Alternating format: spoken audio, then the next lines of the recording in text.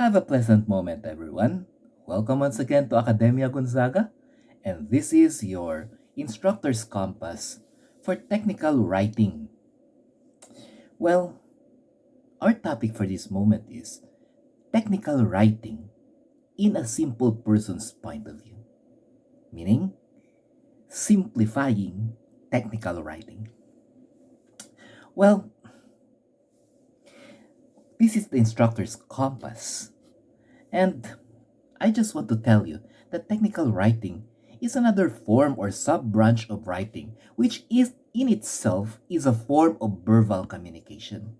Now, to review some points in English, there are two types of communication.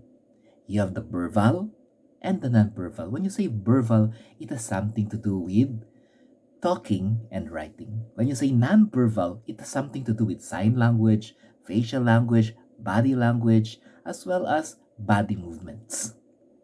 Now, when you talk about technical writing, when you consider technical writing, obviously it is a verbal communication. Okay? It is a verbal communication. However, if there is something very peculiar with technical writing, it is because technical writing is a writing that stands by itself. Okay?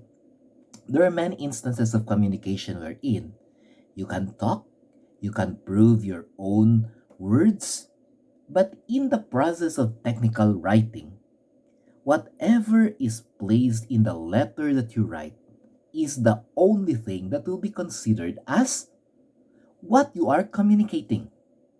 That is why you are only as good as the letter you wrote.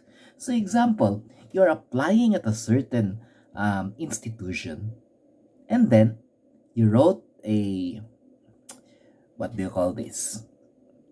You wrote an application letter, a biodata, and an abstract about yourself. Now, do not expect the person reading your letter or receiving your letter to know the things that you have not written. You will not be judged according to how do you perceive yourself. What more do you know that is not written in the letter? The accurate thing here is whatever you write technically about yourself is the only mode of justification that will be seen by the people whom you entrusted your technically written works. Now, let us not also forget that there are five kinds of communication or language communication. Should I correct that? The lowest is actually vulgarities. These are the communications that you say on the streets, the bad words, the invectives. Okay?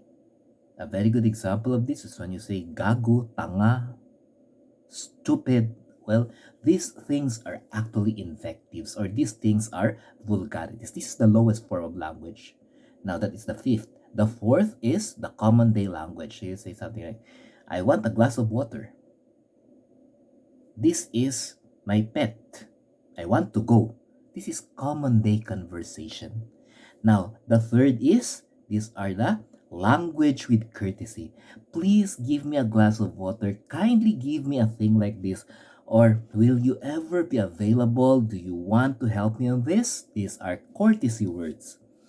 Second, you have the technical or the jargonal language, of which technical writing is included.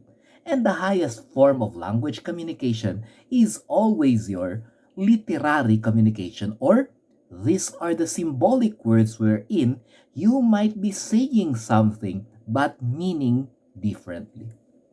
So, in short, in the hierarchy of language communication, technical communication or jargonal communication ranks second. So, you see, people who can speak and mean differently the literary languages, they're actually the topmost of the line. However, not so far there is the technical writers, the technical speakers. That's why it's very important that students like you, learners like you, or people who wanted to know knowledge should at least know technical writing. Now, what do you expect in technical technically written output? Well, number one, there is a format. Number two, there is formality. Number three, there is always a technical conversation, meaning the person you're writing know that you know something about what you're writing. That is the whole thing about technicality. Okay? Another thing is with technical writing, you are trying to give a reflection of the inner you to another person you do not know. So there are many forms of technical writing. You have the technical writing for application, technical writing for proposals, technical writing for persuasive notices or persuasive letters, technical writing for making of announcements and posters, technical writing for doing your reports. It's just that technical writing is something that is not personal. Technical writing is something that is not casual. Technical writing is something which is formal and technical. And this connotes respect from the person writing this letter to the person receiving this letter. So, the technicality of your communication, if you are communicating professionally, counts a lot in the desired output that you want regarding your technical communication. So, if you will be asking, is technical writing a course really that needs to be taken in college? The answer is yes.